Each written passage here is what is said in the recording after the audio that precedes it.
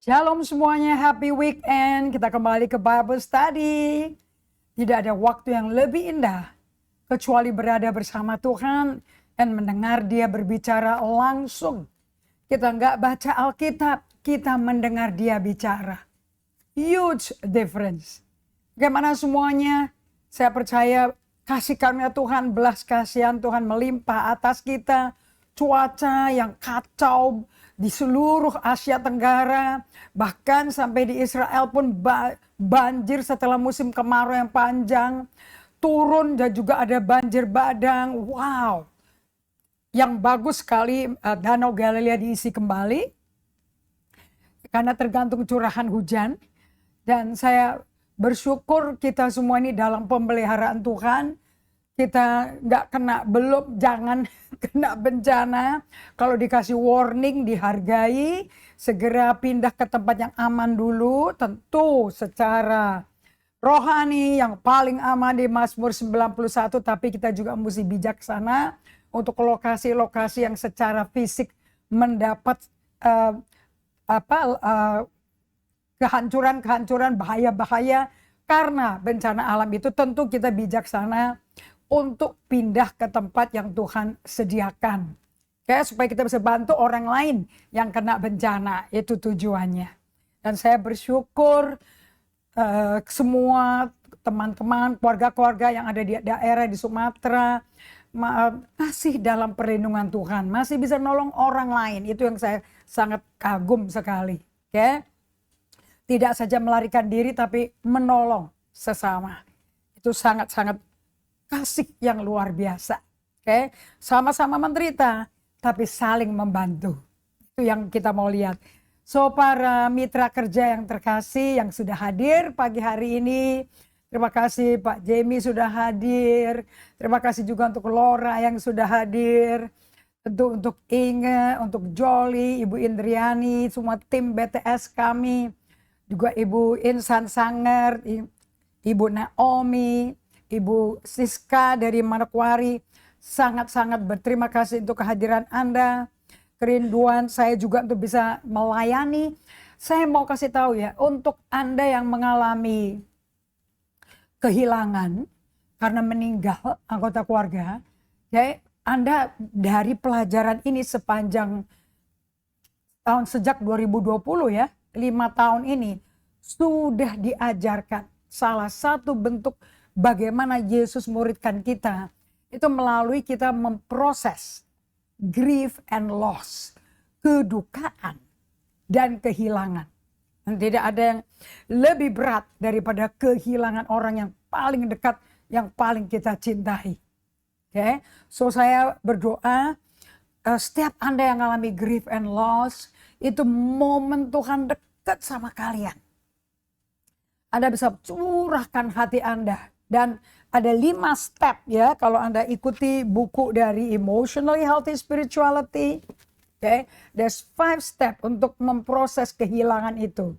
So Anda kalau sudah ikut Bible Study ini nggak bisa sama lagi cara menghadapi kehilangan.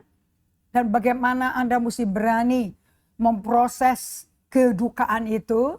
Anda akan menghadapi jeritan, emosi, trauma, ketakutan, bingung, segalanya itu normal.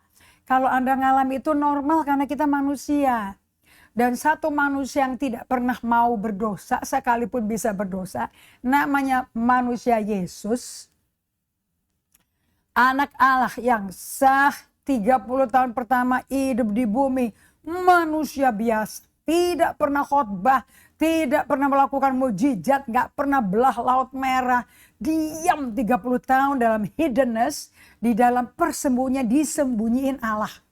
Di situ dia dibentuk pakai tubuh dosa, lahir dari manusia melalui rahim mama angkatnya, Bunda Maria, tetapi dia di dalam diri, dalam tubuh yang fana itu adalah Allah yang hidup. Yang hidupnya sangat terbatas karena dibatasi tubuh tanah liat itu. Tapi Yesus buktikan peragakan kepada terutama 3,5 tahun terakhir tuh kepada murid-muridnya. Bagaimana hidup di bumi sebagai warga negara kerajaan Allah. Sebagai anak Allah. Karena Anda dan saya yang sudah lahir baru. Nah, Anda sah anak Allah. Kerajaan surga ada di dalam Anda. Karena kerajaannya dan rajanya sama. Rajanya tinggal di dalam Anda. Sehingga yang hidup, yang mimpin hidup Anda, raja. After all, gelarnya raja. Berarti dia yang memiliki tubuh kita, memiliki jiwa kita, memiliki roh kita. Karena kita terima roh yang baru, hati yang baru. Right? So saya mau para mitra kerja yang sedang mengalami kehilangan, yang sedang mengalami hancur-hancuran dan sedih, dah kehilangan pasangan hidup, kehilangan seorang ayah, kehilangan seorang anak. Ya, saya mengalami ada 3 orang di sekitar saya yang baru tanpa diduga-duga mengalami kehilangan. Suaminya, ayahnya, mendadak meninggal. Dan selalu membuat goncang. Saya selalu yang saya perhatikan adalah kondisi emosinya. Karena itu siapa Anda? Kalau Anda denial, avoiding, rasa yang gak enak, Anda basically menolak kemanusiaan Anda loh. Tapi kalau Anda terima, peluk dan akui it's me.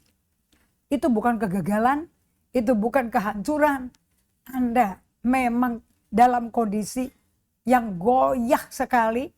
Tetapi Yesus menjamin aku dekat sekali sama orang yang patah hatinya, remuk jiwanya. Kepada orang itu aku dekat. Untuk menjadi penopang gunung batu, perisai. Penyelamat, penyembuh, pemulih bagi Anda yang lihat ke dia. Mesti praktek instan lihat ke dia. So, saya undang semua tamu-tamu Ibu Milka yang sudah datang dari Texas, tamu-tamu yang sudah selama ini mengikuti baik langsung live streaming, atau setelah beberapa saat kemudian Anda buka lagi YouTube-nya dari Bible Study bersama Pastor Indri, whatever, whenever. Ini pengajaran tidak mungkin tidak Anda alami. Oke, so saya mau ucapkan terima kasih kepada semua penabur di bulan November di 2025 ini. 1 bulan lagi telah berakhir dan sekarang kita sudah berada di bulan terakhir tahun 2025. Can you imagine that? 365 hari di 2025 udah hampir habis. Saya bersyukur untuk penyertaan dan penyediaan Tuhan sepanjang tahun ini. Dan Tuhan menggerakkan hati Anda selama ini dengan setia mendoakan saya, mendoakan pelayanan ini. Dan juga Anda yang setia bermitra, berjabat tangan dengan Tuhan melalui ministry ini. Dan Anda menabur waktu Anda untuk berdoa, untuk menabur ekonomi, keuangan, benih keuangan. Ke pelayanan Bible Study ini, Maria Magdalena Ministry, yang mengelola Bible Study ini. Untuk hal itu dari dalam batin saya, hati saya yang terdalam, thank you. Terima kasih sekali. Oke, saya berdoa tentu sesuai satu-satunya buku yang menjelaskan the power dari sowing and reaping. Itu surat Rasul Paulus kepada jemaat Korintus dan surat Rasul Paulus kepada jemaat Filipi di Yunani. Doanya di ayat 17 Filipi 4, agar benih taburan Anda menghasilkan buah yang makin memperbesar keuntungan Anda. Anda yang akan menerima keuntungan dari taburan ini.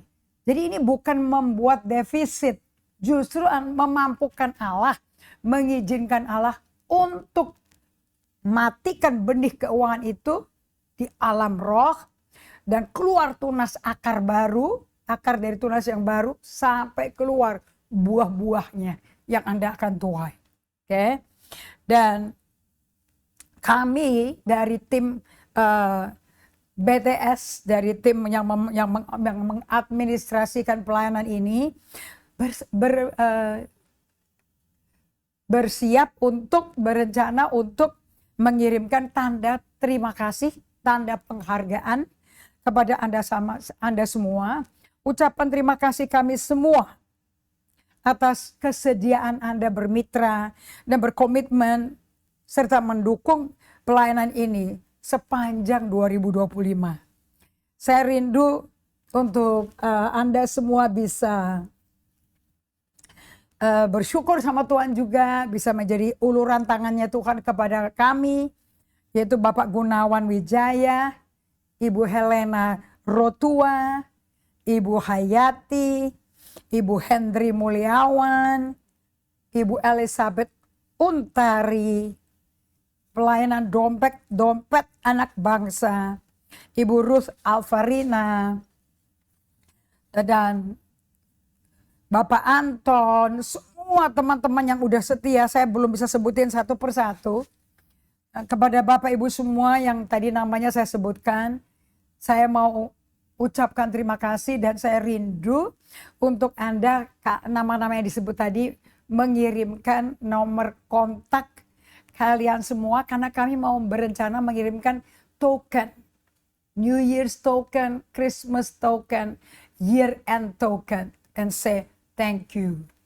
Mohon Anda bisa hubungi kantor Maria Magdalena di 0811 1001 7857 0811 1001 7857.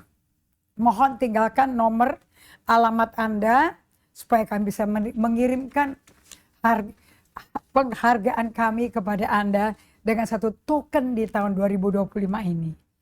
Saya terus juga berdoa bagi semua Anda yang menabur dengan setia. Sesuai Filipi 4 ayat 19. Allahku akan memenuhi segala keperluan Anda menurut kekayaan dan kemuliaannya dalam Kristus Yesus. Terima kasih sekali lagi untuk para mitra kerja yang sudah sangat setia dengan pelayanan kami ini. Oke, kita masuk sekarang dalam pelajaran yang so beautiful, so just in touch with dengan tujuannya. Kenapa kita merayakan 25 Desember? Oke, terus dengan apa yang kita belajar saat ini, what is the connection? Sebelum kita mulai, kita berdoa ya. Kita ambil waktu tenang, kita datang ke hadapan Tuhan, sebab firman adalah Tuhan. Pada mulanya adalah firman, firman bersama Allah. Firman adalah Allah.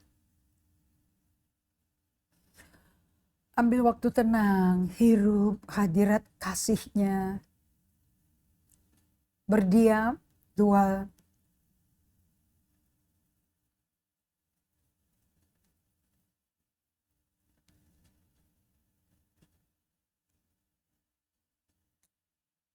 Ya Bapa Surgawi, terpujilah nama-Mu. Terima kasih untuk semua yang Kau lakukan bagi setiap kami. Di dalam nama Yesus Kristus, aku berdoa mengucap syukur. Amin.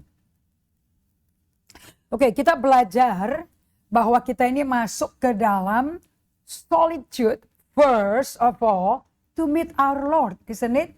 Kita belajar solitude, silence, scripture reading, and prayer. SSSP. Itu cara Anda mengalami yang namanya mengikut Yesus, supaya Anda buat space bagi Tuhan. Akibatnya Tuhan muridkan, bentuk hati murid Kristus yang seperti gurunya, rabinya, dibentuk di dalam jiwa dan hati nurani Anda. Nah, ini yang membuat Anda betul-betul tidak perlu berupaya ngotot untuk membawa suatu perubahan hidup. Itu perubahan hidup Tuhan Yesus yang mengerjakan melalui Roh Kudus-Nya. Oke, Allah Bapa komandonya, Yesus mengadministrasikannya, Roh Kudus menjadikannya, memanifestasikannya. Alright? So, saya mau tekankan pada Anda semua bahwa solitude and silence and scripture reading and prayer to be with God. Tujuannya supaya kita bangun otot emosi. To be with God. Okay?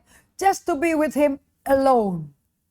Nah, di dalam melakukan solitude, tugas utama kita, our primary task in solitude is not to pay undue attention to many faces which assail us, but to keep the eyes of our mind, heart on Him who is our divine scripture. Okay, so your task is not to pay undue, artinya itu semua atensi yang nggak ada urusan sama Tuhan Yesus, nggak ada urusan sama apa yang Tuhan katakan, Tuhan firmankan, Tuhan mau lakukan, nggak ada hubungan sama sekali. Itu tugas utama solitude. Anda nggak ngerewas pada yang lain-lain. Pokoknya fokus, prefrontal cortexnya fokus, memberi perhatian pada Tuhan, persis kayak Ibrani 12 ayat 2. Yesus dengan wajah ke depan, kalau saya bilang, di kitab biasa saya bilang kayak gunung batu, dan melihat semua kita, ganti duka cita, ganti sukacita. Nah, yang Anda lihat apa? Kalau Anda mau tahu Anda yang lihat apa, Anda mesti berdiam di depan kaki Tuhan. Dan Anda akan tahu, sebetulnya waktu solitude silence Anda itu sedang mengalami apa. Lebih kalau saya katakan, sedang mengalami diri Anda sendiri. Oleh karena itu, janganlah memberikan perhatian yang tidak semestinya kepada wajah-wajah yang menyerang kita. Tapi arahkan mata pikiran dan mata hati kita kepada Dia yang adalah juru selamat kita. Oke? Kalau Anda betul-betul ikut juru selamat Anda betul-betul ikutin gaya hidup Dia loh. Bukan cuman seminggu sekali ke ibadah, terus berapa jam aja pakai jas, pakai dasi, pakai rok yang cantik. Tapi Anda betul-betul diam di kaki Yesus, mendengarkan semua apa yang dikatakan Yesus. Saya mau kasih tahu pada Anda semua yang dikatakan Yesus adalah satu kata, silence. Makanya undangan, mari datang padaku untuk to be alone with Him, solitude. Sampai kita tenang karena di hadirat Allah ada damai sejahtera. Sampai kita belajar melakukan kehendak Allah. Baru Anda akan tahu, ternyata proses yang dilakukan Yesus yang namanya pemuritan nggak gampang. Karena yang dikerjakan bukan yang kita lihat muka kita, bukan apa yang kita pikir di sini dengan logika kita, tapi kita di hati kita yang hanya bisa dioperasi selama 6 jam operasi dan dibentuk di dalamnya selama 6 jam itu. Sampai kita pas selesai semua itu menjadi orang baru. Kayak jadi ciptaan baru lagi gitu loh. Okay. So hanya dalam konteks kasih karunia kita dapat menghadapi dosa kita.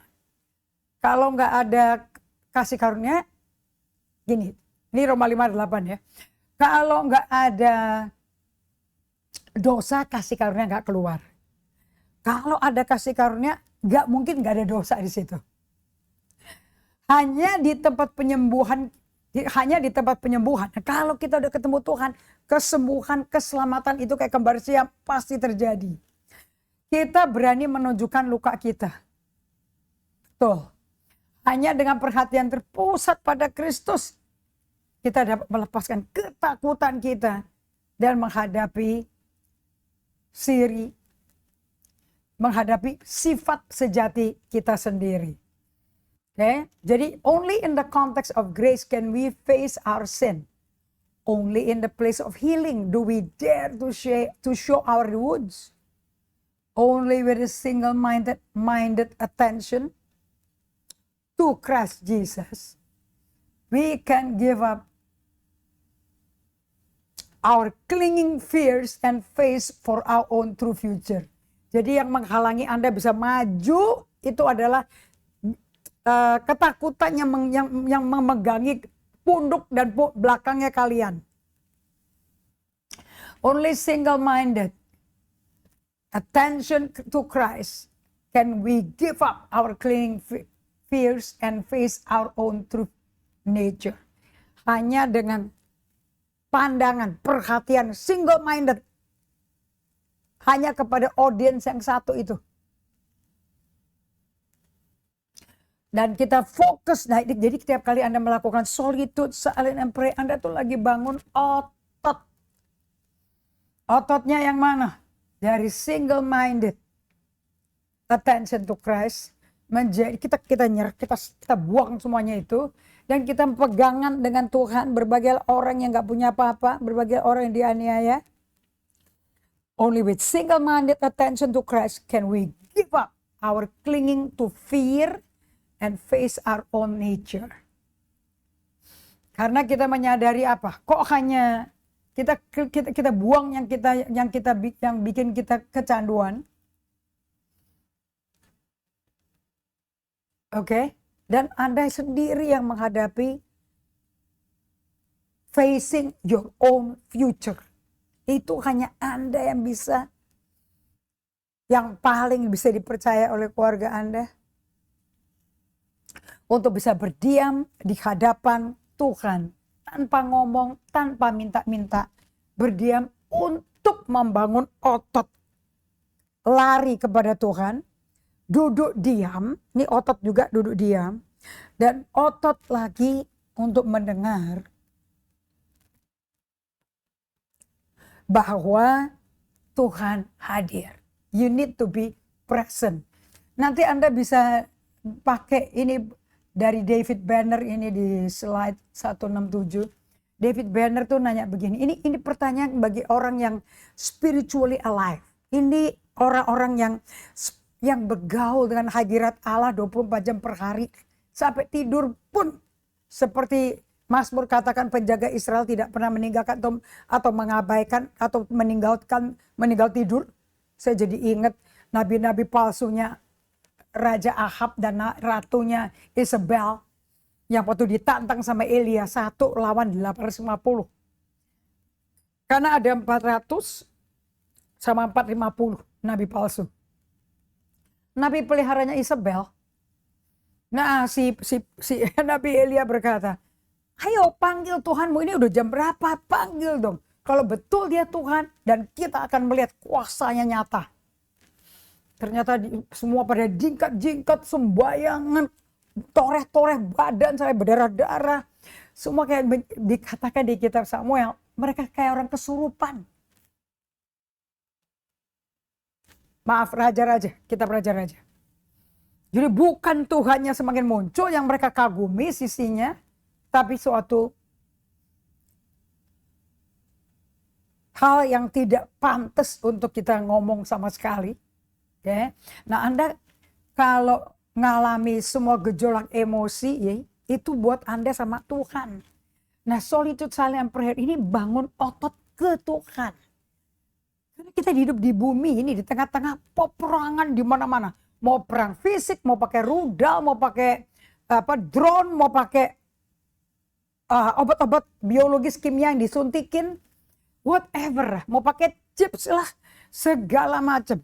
Tapi kalau Anda melatih untuk otot Anda mau berada bersama Tuhan dan berdiam, itu butuh latihan satu komunitas saling menguatkan. Okay?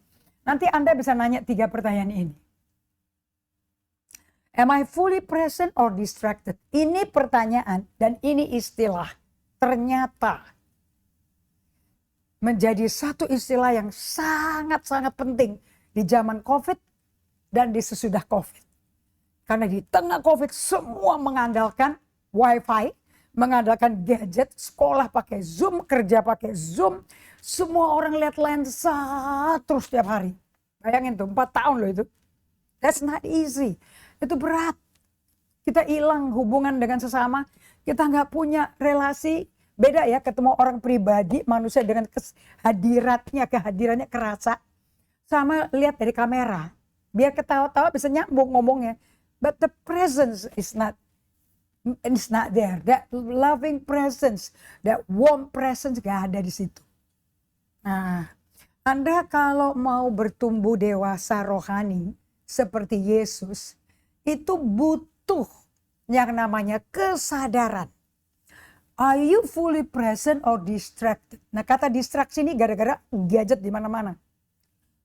2, waktu ketemu orang, are you in a loving heart atau judging heart?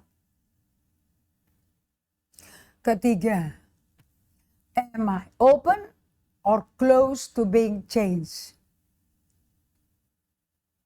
Nah, ini kalau dalam dialog ini pasti kita ada give and take, ada discussion, ada informasi yang mesti diberikan. Nah, 3 pertanyaan ini ciri-ciri pertanyaan orang yang dimuridkan Yesus. Dan tidak mungkin Anda bisa bikin pertanyaan, am I fully present or distracted? Kalau Anda tidak pernah masuk ke dalam solitude. First of all, to meet with Jesus Christ. To be with Him. Nah, itu di slide berikutnya. Kita belajar bahwa kita tuh masuk ke dalam solitude. First of all, hanya ketemu Tuhan. Dan untuk berada sama Tuhan. Tidak untuk minta mujizat. Tidak banyak ngomong. Tidak berbahasa roh. Just to be with Him. Persis di tengah badai. Kataklismik yang katastrofik sekali di Mazmur 46. Bani Korah. Di tengah gempa bumi, gunung meletus. Kacau secara psikologi. Kacau luar biasa. Di situ Allah muncul. Berdiamlah dan ketahuilah aku Tuhan. So, di tengah-tengah bencana alam di mana-mana, berita yang mengerikan, udah santer kiri kanan megatrust, tsunami akan masuk di bagian Sulawesi, di bagian Bali, di bagian itu udah lama loh, udah 2 tahunan ini loh. Saya ingat jemaat saya di Bali berkata, aku takut loh sama megatrust ini. Oke. It's human, it's just human, bukan kurang iman, human. Okay. So pada waktu itu terjadi, nah kalau Anda sehari-harinya tidak pernah praktek untuk berada bersama Tuhan, everyday practice. Ini bukunya EHS, textbooknya. You cannot read this tanpa pakai handle ini. Oke, okay. And then Anda combine EHS dengan praktek leadership. Nah, ya saya review ini, saya ngajarin lagi fasilitator di gereja saya.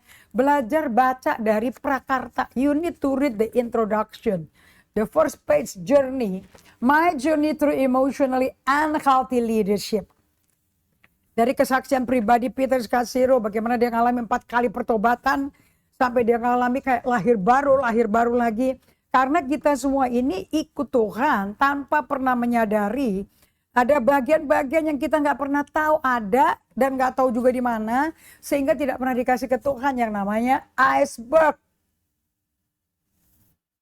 Nah, and for this iceberg you need to study this and praktek ini dengan ini toolnya. Ini mendapati untuk Anda praktek datang ke Tuhan tiap hari dengan tema emotionally healthy relationship. Nah ini ada book-booknya. Saya nggak bawa hari ini. Oke. Nah dari situ baru muncul skill leadership. Leadernya. Ini buku ada 2 bagian. Bagian pertama adalah bagian inner life. Bagaimana Anda dibangun spirituality-nya. Dengan Anda tahu facing your shadow. Melayani keluar dari, kalau Anda lajang, keluar dari kelajangan Anda dengan Tuhan. Dari hubungan suami istri Anda dengan Tuhan.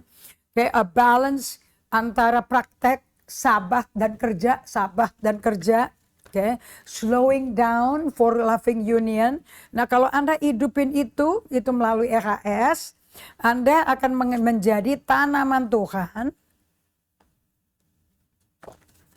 Tanaman Tuhan. Okay.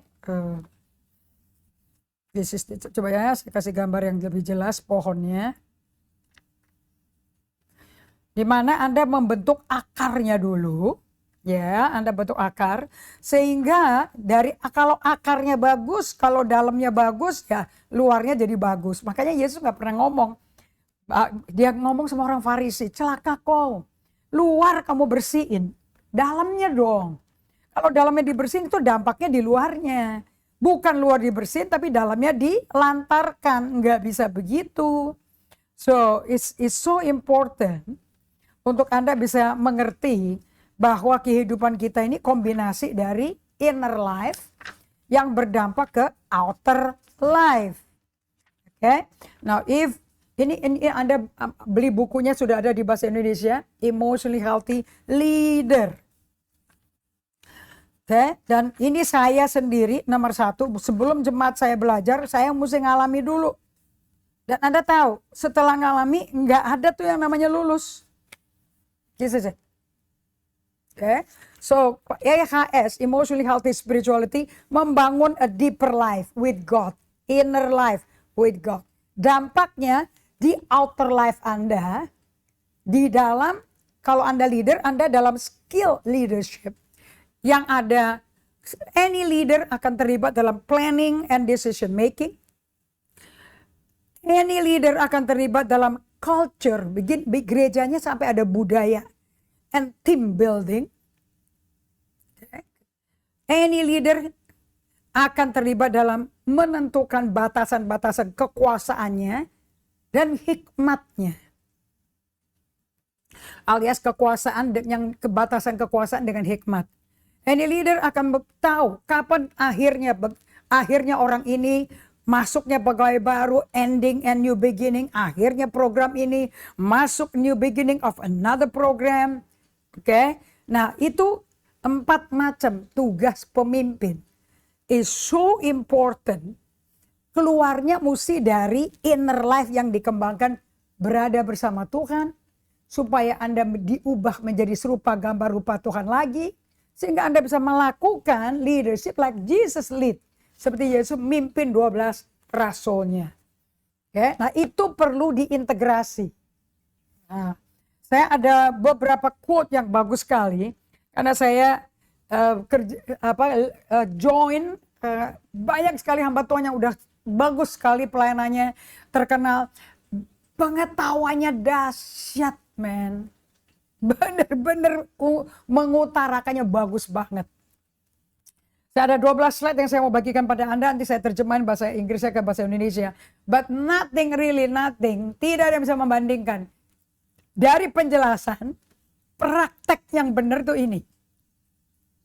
So you have to have this book. Okay? Yes, you have to have this book. Nah, nanti Anda dan secara organisasi, Anda mesti pakai buku EHD, Emotionally Healthy Discipleship. Gimana kultur discipleship, kultur menghasilkan murid kerajaan Allah, itu menjadi budaya. Nah, ngajarin program belum tentu membudaya loh. Nah ya, jadi this ministry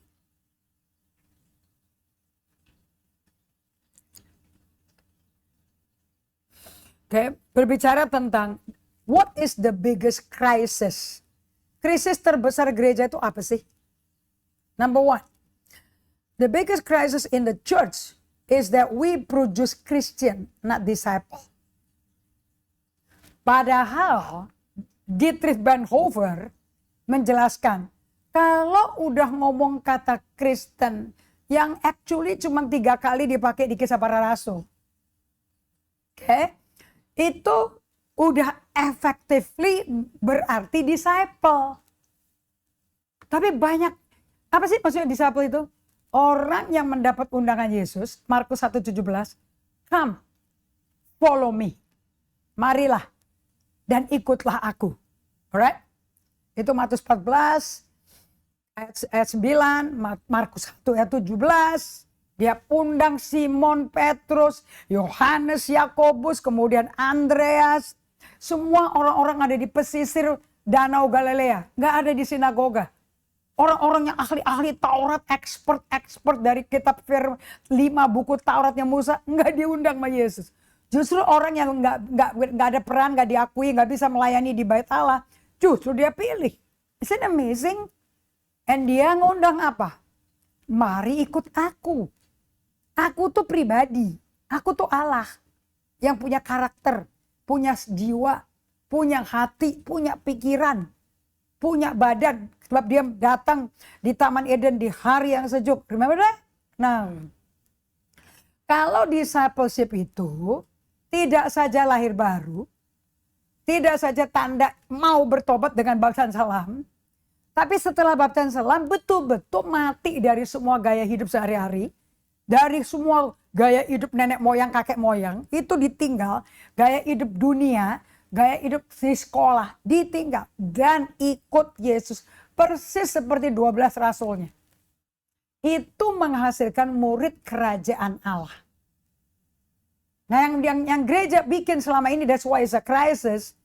Banyak orang percaya Yesus tapi tidak hidup ngikutin Yesus. That's the problem. Maka gereja itu bisa penuh. Karena kalau saya ikut Yesus, there's no transformation. Gak ada yang ditransformasi dari dalam keluar. Hanya badan aja nongol. Masa jumlah seminggu sekali berpuluh-puluh ribu itu sukses? I think definisi sukses aja perlu diredefinisikan kembali. Itu adalah buku Emotionally Healthy Discipleship. Oke? Kalau kamu betul-betul murid, para pendetanya murid, gembala murid, number one, Anda mementingkan berada bersama Tuhan di atas kerja buat Tuhan. Toh, Matius 28 ayat 20, semua yang diutus untuk amanat agung. Ingat, Yesus berkata, ketahuilah, ingatlah, aku senantiasa bersamamu sampai akhir masa. Jadi untuk kita melakukan kesaksian, mengalami lahir baru, bertobat, dibaptis Roh Kudus, 100% mesti disertai Tuhan. Itu kerjanya Yesus dalam kita. Bagian kita datang ke Dia berserah. Tapi operasi interior life kita, Yesus.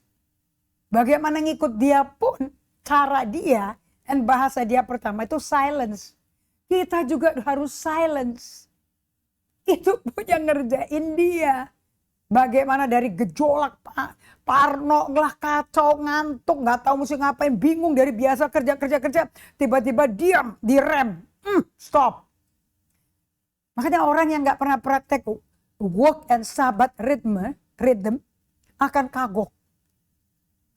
Nah sampai berdiam dan sampai mengalami damai sejahtera, ketenangan itu 100% Tuhan. Bukan upaya kita. So the crisis is, gereja itu penuh orang percaya Yesus tapi nggak hidup mengikuti Yesus. So there's no culture. Okay? Now, emotionally healthy discipleship, emotionally healthy leader, emotionally healthy spirituality, emotionally healthy relationship 100% menghasilkan budaya, gereja berbudaya, kingdom disciple. Benar-benar tobat itu. Benar-benar metanoia. Dan itu tiap hari. Okay? So, this is scary, you know. Banyak orang ngumpul, oh ya kita percaya Yesus kalau mati ke surga katanya. But they live every day as they want. Semaunya dewe. So, yang kedua. We taught people how to attend services, but we never taught them how to reproduce their faith. Kita tuh ngajar orang bagaimana hadir di ibadah-ibadah. Tapi kita nggak pernah ngajarin loh para leaders, para gembala. Gembala satu sisi, leader sisi yang lain. Oke, karena gembala talking about the heart.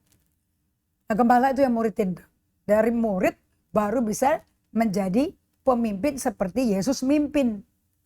Come follow me. But we never taught them how to reproduce their faith. Artinya Anda mesti bisa punya hati yang merciful, empati, kepingin setiap orang alami apa yang Anda alami, and you pray, you intercede, and Anda share kesaksian Anda, biar mereka dengar semua, terutama keluarga dekat kita dulu ya. Sampai mereka ngalami dan pegang Yesus dan berjalan dengan iman. Minimum. Mesti bisa reproduce their faith. Apalagi, kapan lagi kita bagikan ini kecuali udah deket Natal, betul nggak? Karena orang dekat Natal pada inget Tuhan loh. Kalau nggak ada Natal nggak inget Tuhan. Saya sebut mereka Kristen kapal selam. Kalau nggak Natal, Paskah. Nah, di tengah-tengah jarak dari Natal ke Paskah, hilang. Dunia total. Life is about the world. Dari Paskah sampai Natal lagi, cruise ke dalam submarine, ke dalam kedalaman diving, kedalaman kegelapan samudra raya. That's not disciple. Oke, yang nomor 3. Ini bener nih. Aduh, setelah saya ngidupin emotional healthy spiritual as a lifestyle. Aduh, bener-bener. Yes, ngerti, I can see in me. Perubahan yang dia lakukan dari dalam keluar. Ingat, mesti yang dalam dibersihin dulu. Maka keluarnya jadi bersih. Okay. Most churches don't have a discipleship strategy. Kebanyakan gereja nggak punya strategi. Mengizinkan, ini dengan kata-kata saya loh. Mengizinkan Tuhan membentuk murid di hati orang-orang percaya. Harus Tuhan, karena namanya murid Kristus, jadi Kristus yang kerja. Nah, melalui firman-Nya, melalui iman Anda, dan melalui tindakan Anda. Cuman ini tindakannya. Diem, duduk di kaki Tuhan. Bukan khotbah, bukan ngajar babes tadi kayak gini. Bukan ini kerja buat Tuhan. Ini mesti ditopang dari kehidupan sehari-hari sebanyak mungkin being with God. Oke? Kebanyakan gereja nggak punya discipleship strategy, but they have a leadership pipeline. Ya, ini ada guru-guru top nih, bukunya saya pernah beli yang pakai istilah pipeline. Okay. A leadership pipeline, and they dressed it up as discipleship. Terus didandanin, dikasih baju. Jadi penampilannya ya ini pemuritan. To be a leader beda loh sama to be a disciple. But to be a leader in Christ, in God's kingdom, you got to be a disciple. Semua muridnya Yesus, mereka dimuridin dulu. 3,5 tahun harus ikut sama Yesus. Bukan duduk di kelas seminar. 4 tahun, kelar, lulus, beres. Enggak. Mereka berjalan dengan Tuhan, itu kuliah kerja nyata. Dan goalnya apa, visionnya apa, purpose-nya apa, oh jelas sekali. Sama seperti Yesus ikut Bapaknya. Sangkal diri, pikul salib. Mati dari ego, dari narsistik, dari ambisi. Datang ke Yesus, just datang dulu ke Yesus setiap hari. Baru bisa ikut dia. Ya Yesus gak bisa pimpin orang yang gak datang ke dia dong. Anda ada di mall terus, bagaimana mau ikut Yesus? Nah, kalau Anda bisa bilang, Anda orang percaya Yesus. Tapi bukan muridnya Yesus. Oke. Nomor 4. Developing leaders is not the same. It's not the same thing as making disciples. 100%. Ini buku menjelaskan. Oke. Peter Kasur jelasin dengan jelas. Makanya dia bikin inner life and outer life. Kalau kita belajar emotionally healthy spirituality, this is inner life. Oke, dan ternyata itu mesti di-combine dengan leadership. Itu di outer life. Keluar dari emotionally healthy relationship. Karena kalau udah pakai leader, udah kerja, udah mimpin organisasi. So developing leaders is not the same thing as making disciple. 100% setuju. A pipeline to leadership is not a pathway to spiritual maturity. 100% setuju. Oke? Bikin jalur garis pipa untuk kepemimpinan itu nggak sama dengan jalur menuju kedewasaan rohani. 100% setuju. Anda mesti ngalami Yesus mengoperasi dalamnya Anda. Anda mesti ngalami. Ini buku yang dikasih tahu sama saya semua. Ini buku resource saya. Nggak bisa dihafalin. Nggak bisa dipahami kemudian dilakukan. Justru Anda diam, nanti Allah bekerja. Nanti Allah yang prompting, Allah yang dorong, Allah yang mimpin. Makanya Galatia 5 ayat 25.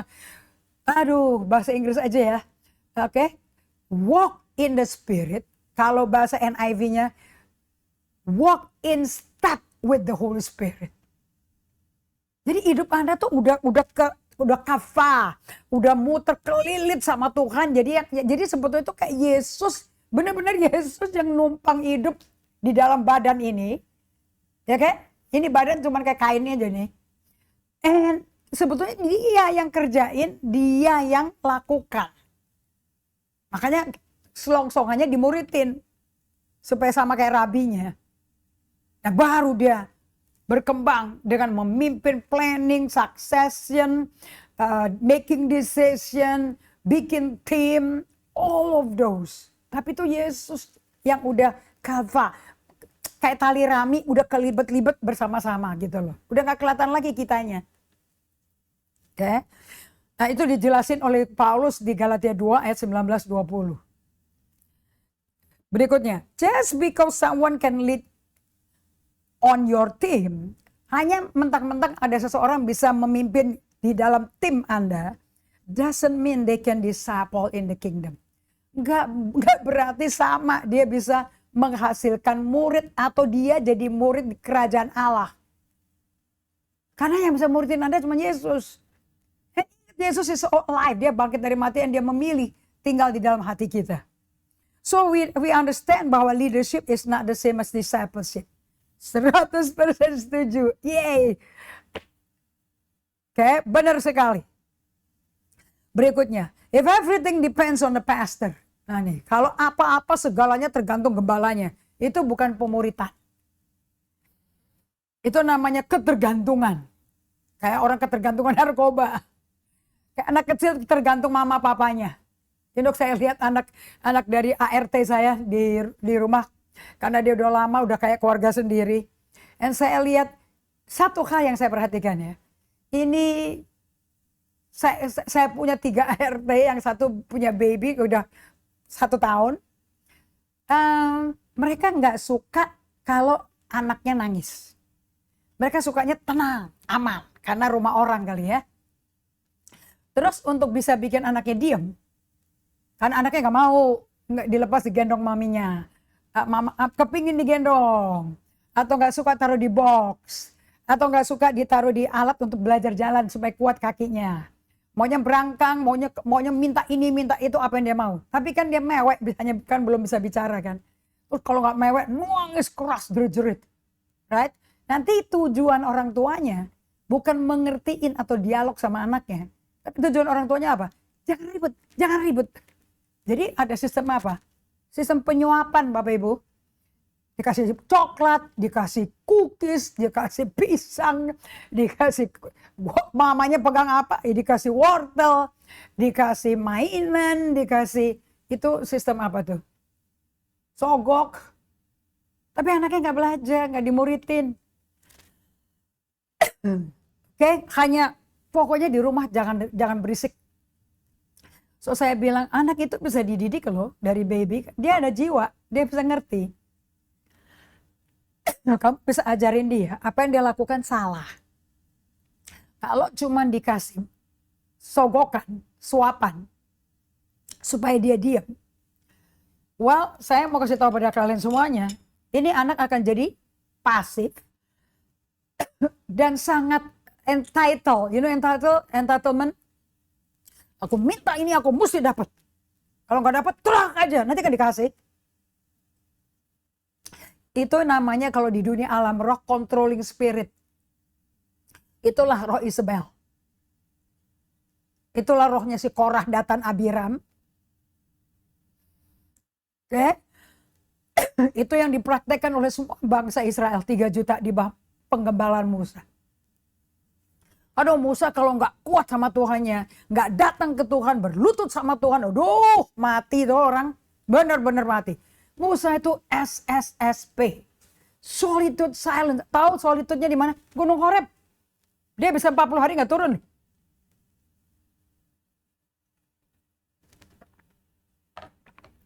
Okay? So if everything depends on the pastor, it's not discipleship. Semua 3 juta itu tergantung Musa. Mana nih yang mimpin kita keluar dari Mesir? Mau diapain nih? Mau dimatiin nih kita nih. Dasar jahat ini. Mereka mau matiin kita nih. Tahu gitu kita balik ke Mesir. Makan di kuali. Pakai daun bawang, bawang putih, semangka. Orang mereka ke sana untuk 3 hari perjalanan aja untuk kenal Tuhan. Tuhan menampakkan diri, tolong diterima. Ditolak. Musanya dimaki-maki. Anda tahu dong Musa dimaki-maki? Right? Mereka sangat tergantung pada Musa. They depending on the pastor, not discipleship. It's not tergantung gembala, bukan discipleship. It is dependency disguised as ministry. Hidup codependent ya. Tergantung ikatan jiwa nih sama gembalanya. Enggak pemuritan itu. Tapi dibungkus seperti pelayanan. Padahal ketergantungan jiwa. Okay, this is a big sins. Ini idol worship loh nih. Nah berikutnya. If the goal is to keep people serving your vision. Dan juga gembalanya perhatikan nih. Kalau goalnya adalah untuk membuat orang terus melayani visi si gembala. Bukannya mempersiapkan mereka to carry God's mission. Untuk membawa misinya Allah. That's not discipleship. Sama sekali itu bukan pemuritan. Itu manajemen. That's management. Saya jadi mikir, mentor saya pernah ngomong, kamu nggak mengembangkan leader, kamu bikin manajer. Manajer nggak bisa ngelit. Semuanya di-maintain hati-hati, tapi nggak kemana-mana. Jadi semua hidupnya tuh sekitar si gembala.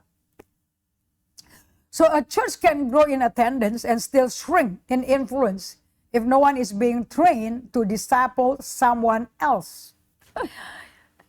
Ini komentarnya sih bagus, tapi juga kurang komplit sih saudara. Anda ingat diagram dari Peter Scazzero? Oh, that's in the book. That's in our vision statement. Okay? Di dalam vision statement kita. Okay, you can open this karena yang pergi ke itu bisa lihat ini nih. Okay, I think you have my team punya slide-nya. Gereja bisa bertambah di dalam attendance. Okay? Tapi tetap ciut yang tradisional itu ciut, pengaruhnya ciut sekali, kecil. Tapi Anda bisa sedikit attendance-nya, namun menjadi murid.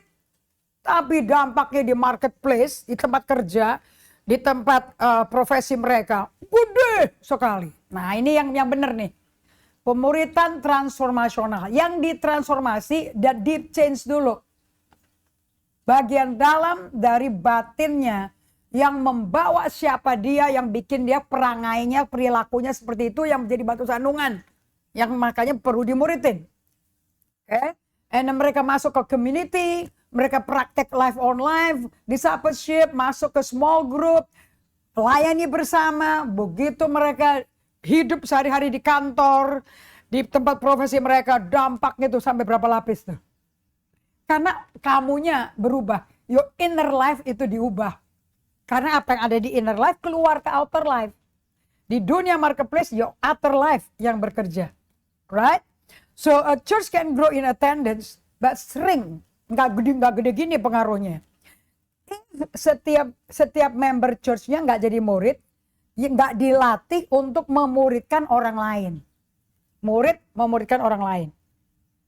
Berikutnya, if your ministry collapse when one person steps back, kalau pelayanan itu ambruk karena satu orang keluar, one of your leader get out, terus ambruk gerejanya. Yaitu berarti it was never discipleship. Tidak pernah itu pemuritan. Itu adalah gereja that is personality driven survival. Itu gereja yang tergantung kepada survivalnya tergantung apa? Keberadaannya tergantung apa? Personality driven. Makanya nama gembalanya jadi kayak bintang film. Okay? So kita akan lanjutkan lagi 3 more slide untuk Anda bertanya pada diri Anda. Aku ini ada di gereja yang menjadikan aku murid Kristus apa tidak ya? Kalau sampai gembalaku mati, ini gereja mati juga atau hidup ya? Are we doing what Jesus call us to do? Are we embracing the great commandment? Love God, love people as you love yourself. Kemudian melakukan Great Commission. Jadikan semua bangsa muridku. Siapa yang percaya, baptis dalam nama Bapa, Putra, Roh Kudus. Dan memuridkan, mengajarkan apa yang Yesus ajarkan pada kita. Makanya kamu mesti jadi murid Kristus. And kemudian kalian menghasilkan murid. Is that what you're doing? Kalau Anda nggak melakukan itu, and it takes time, nggak bisa cepat. Jujur, saya ngalami di muridin Yesus. Level 1 baru inner life loh. Itu 6 tahun baru kerasa di dalamku ada pribadi ciptaan baru yang aku nggak usah suruh-suruh, dia yang guide saya. Loving sekali, penuh kasih sekali. Oke, so saya mau Anda semuanya, para gembala yang dengar, para pendeta, dengerin baik-baik ini ya. Jangan tanya kalau gerejamu bertumbuh apa tidak. No, tanya setiap jemaat yang hadir di ibadah Anda itu memultiplikasi diri apa tidak. Jangan ngajak anggota gereja lain ya, bukan itu loh. Betul-betul jiwa yang belum kenal Tuhan, belum lahir baru, yang mengalami Tuhan melalui jemaat Anda sendiri yang mengalami pemuritan. Oke, kalau itu jawabannya, bahwa setiap jemaat bisa membawa menuntun orang mengalami multiplikasi iman, itu gereja ke arah yang benar. It doesn't depend on the gembala. Oke, so ini semua pelajaran Bible study ini is for this. It's for this.